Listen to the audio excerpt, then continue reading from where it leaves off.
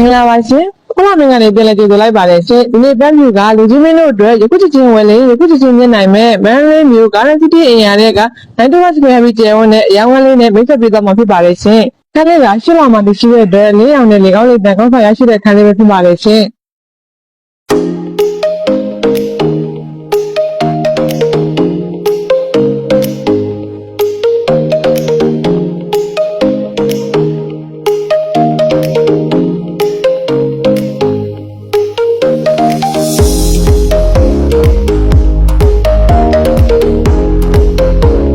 ဒီခန်းလေးကိုရောင်းချပေးမယ့်ဈေးနှုန်းလေးကတော့3300ညှိနှိုင်းလေးပဲဖြစ်ပါတယ်ရှင်။ဒီခန်းလေးကိုစိတ်ဝင်စားလို့ဆက်သွယ်ခြင်းနဲ့ဆိုရင်တော့ညီမတို့ရဲ့ရုံးဖို့နံပါတ်များဖြစ်တဲ့39943690လေးလုံးနဲ့39953889တို့ကိုဆက်သွယ်စုံစမ်းနိုင်လို့